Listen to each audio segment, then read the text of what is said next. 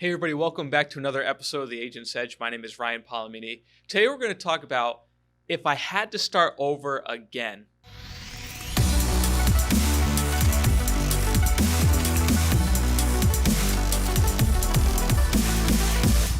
All right, so this topic is actually pretty interesting to me because over the last 12 years of being in the financial industry, I have gone through some incredible ups and some really bad downs. I mean, like fallen flat on my face several times, failed more than I ever thought that I would fail in my life, but for good reason. And I got to tell you, the life lessons that have come out of that have been phenomenal. And before I dive into some of the things that I would do, the first thing I'm going to tell you is this. Don't quit. Don't ever quit. You know, there have been so many times in 12 years when hitting rock bottom. Hitting rock bottom so hard that you bounce, right? That's a different level of hitting rock bottom. And when you're there, you want to give it up. You want to just walk away. And I can tell you one distinct memory of the day that I wanted to quit and just walk away from it all. It was 2015. It was July of 2015 when I had recruited a new agent. And that agent went out and lit it on fire. I was so excited. I was like, this is it. I'm going to be able to come out of the field. I found my guy, and I remember 2 months later, the fraud that we found out was happening. And I remember sitting there with a $20,000 roll-up. I don't know if you all know what a roll-up is. Maybe you haven't been in the industry long enough. A roll-up is when you recruit somebody, they go make a sale, it charges back, and they don't pay it. Yeah, guess what? You are responsible as the upline for that debt. I don't know if they tell you that in the brochure, but you are, and I was.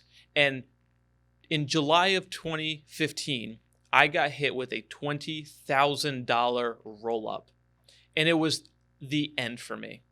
I had been in the industry for 6 years at that point, had dealt with roll-ups before, dealt with a lot of insurance agents that had came and went, and really was frustrating. And that wasn't at a time when I had a lot of money. So 20 grand was like the end all be all for me. And I remember sitting at my kitchen table and I was sitting there with my wife and I looked at her and I said, I can't do this anymore.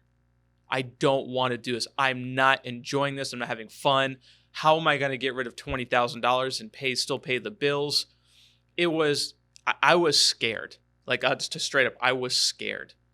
And it took everything inside of me to wake up the next morning and to try to dust that off and to move forward. So my wife played a big part of that where she's like, just do it one more day. Give it one more day. Wake up tomorrow morning and start fresh. Try one more day. And I remember that push is what I needed. And the point that I'm making here is if I had quit then, I would never have succeeded the way that I've had in the following 7 years after that. And the last 7 years, I have been able to help so many families. I have coached over 4,000 financial advisors and insurance agents. I've spoken on stages in front of 2, 3, 4,000 people, so on and so forth. Built a phenomenal team. And none of that would have been possible if I had quit. So I'm looking at you right now in the eyes and telling you, if you're going through that time in your life right now or that time in your business where it just sucks, keep moving forward. You got this. Don't give it up yet. Don't let it go. You have a dream, and I want you to fulfill that dream. Listen, I'm going to tell you straight up, maybe this isn't the industry for you. Maybe that this is just a calling that you do have to walk away and find something else that you're more passionate about. But that could be it. I don't know. But my point is don't give up on what you're fighting for. Okay? Don't give it up. You got this. And if I could go back and start all over again, the first thing that I would tell myself is it's going to be harder than you expect. It's going to cost more than you expect, and it's going to take longer than you expected. Keep going. So I'm telling you that right now, if you're new to the industry, or maybe you're in this thing for 5 or 6 years and you just haven't had that breakthrough, you haven't had that experience of, man, I've been grinding this thing for so long and I'm just not there. I thought I'd be further along. It's coming. Don't quit. but you have to dive deep inside to pull that out of you to keep moving forward. When times get tough, to keep moving forward. And how do you stay positive when times are tough? Well, if I could go back and tell myself this, number one is you have to have clarity on where you're going. You see, early on in my career, when I was just out there as a salesperson, just grinding it, I didn't have clarity. I didn't have a vision of where I wanted to be. I wanted to be rich. I wanted to be a millionaire. I wanted to have the fancy cars and the nice clothes and all that stuff that actually doesn't matter. That was what was driving me. And when I got my butt kicked, the car didn't mean anything. The Versace garbage didn't mean anything because I didn't have the vision of where I really wanted to go. What really makes you happy? So if I had to start over again, the first thing that I would do better is to really paint a clear vision of what I want out of life, what it looks like, where I want to go, and how that feels. Because when you're just starting a business, you are nothing but scared. You're scared, you're excited, and all these emotions are running through you, and sometimes it clouds your judgment and it clouds your vision. So you have to make sure you have clarity. So if I would start all over again today, the first thing I would do is draw out what my life looks like in 5-10 years from now. Now, things are going to change in between there, but you have to have that kind of clarity. Now, here's the other thing I would tell you. If I had to start all over again, I would be open to everything. Part of the problem when I first started in the financial industry, in the insurance world, is I was taught one thing one way, and I thought that was it. I was taught you sell life insurance, mortgage protection, final expense, you buy leads from the company. No other company can generate leads. Seminars suck. You have to recruit and recruit and recruit. And man, that was a grind. And I get it. I mean, I get the point because that, as a company, you try to keep your salespeople, kind of with the blinders on. And those blinders really hurt me for a long time. So if I had to start all over again, if maybe you're starting in the industry or in any sales position that you're watching this, I would tell you to be open to everything and do your homework.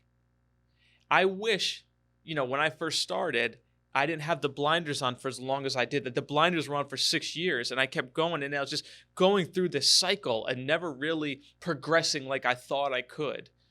And if I could look back and I could go back and tell myself 12 years ago, I would say be open to everything. Listen to what they're saying, but take it for what it is and do your own research on it. Because what I came to find out was the people that are telling me that seminars don't work and they suck, they've never done a seminar in their life and they had no idea. They were being told from someone else who's being told from someone else.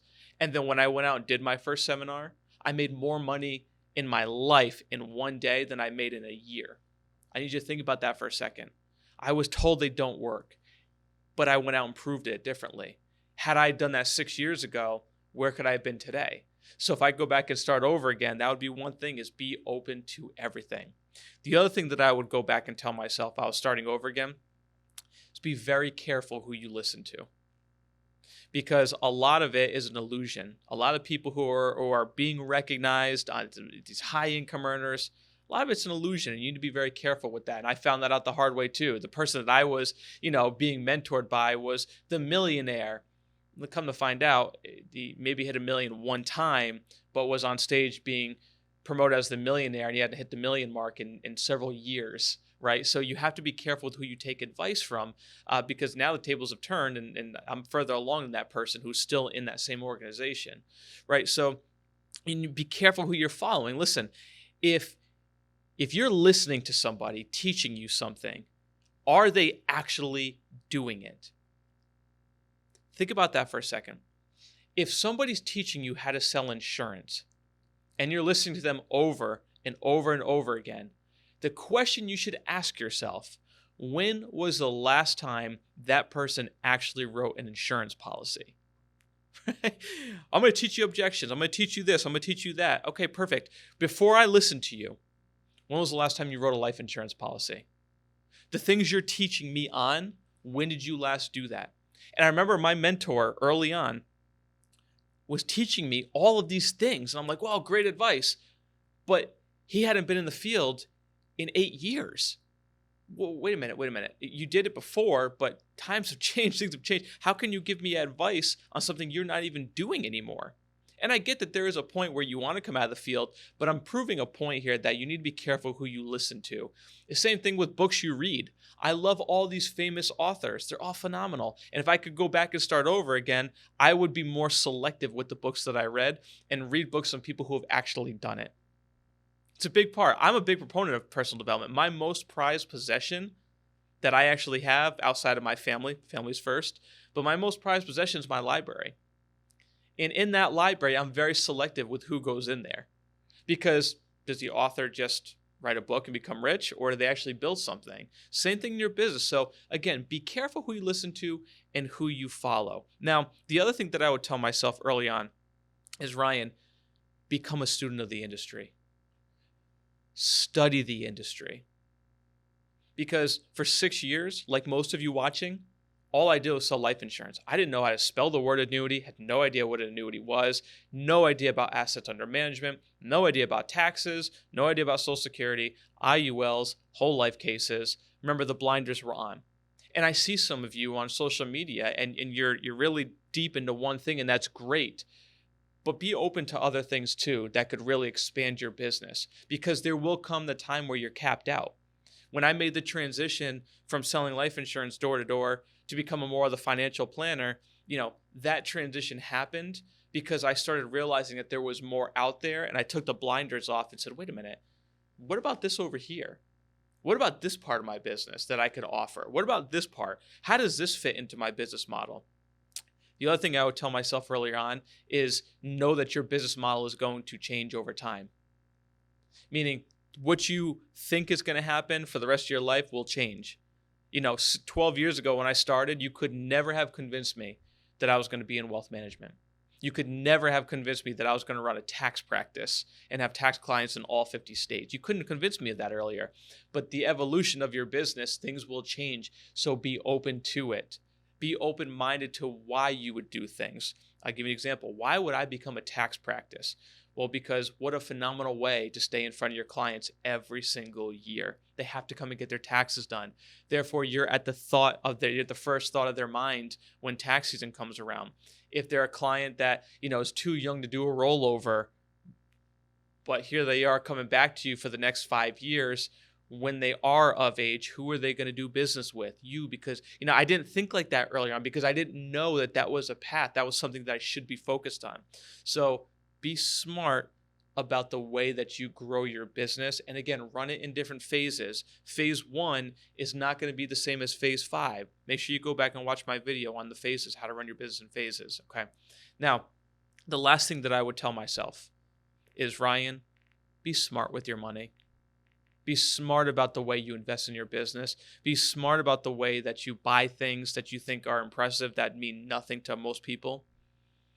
Focus on what matters the most. Invest in your personal development. Invest in leads. Invest in your business. Invest in everything that's possible to help you grow. But also, be careful getting too big too fast. I'll tell you, one of the biggest mistakes in my career early on was trying to become something I was not yet. Trying to get too big too fast. Here's an example.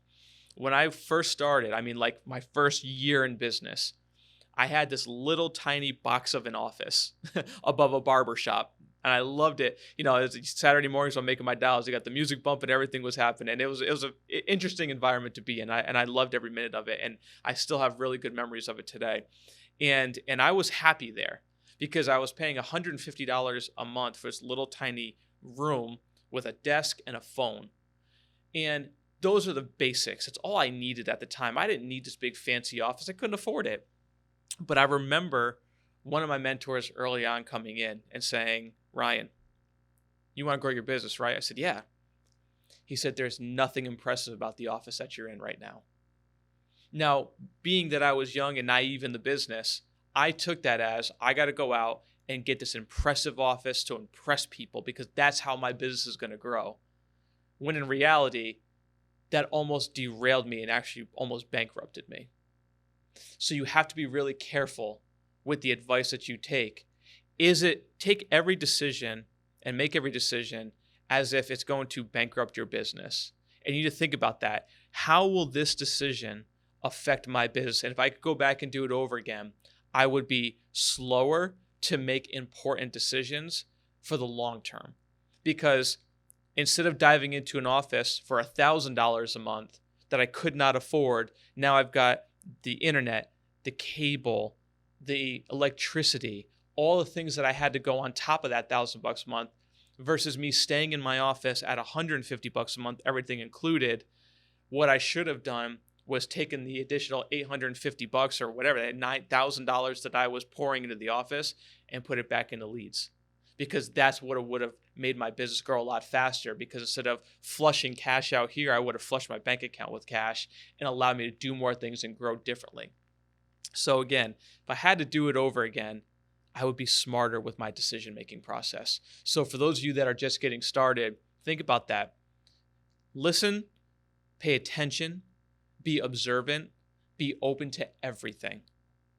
Make smart decisions, be smart with your money, make smart financial decisions. If I could do it over again, this is exactly what I would tell my 20-year-old self. Here I am, 34 now, making smart decisions, growing a business differently than I ever thought I would. You can do the same, and don't quit. Thanks so much for watching. Make sure you subscribe, hit the like button. If you like this video, drop a comment below. We'd love to hear from you. We'll see you in the next episode. If you've ever wanted to learn how to write over $5 million a year in annuity volume, Level Up Advisors Academy was built for you. In this academy, we talk about things like how to do massive annuity production, assets under management, big whole life and IUL cases. Look, 5 years ago, before I built this product, I didn't even know how to spell the word annuity, but a simple system that I learned allowed me to write over $5 million a year in annuity production, and now over $10 million a year. I took what I know, the system that I've built, and I put it into Level Up Advisors Academy for you to be able to have access to it 24/7 on demand. If you've ever want to take your business to the next level, this academy was built for you. Click the link below to get access today. Look forward to working with you in the future.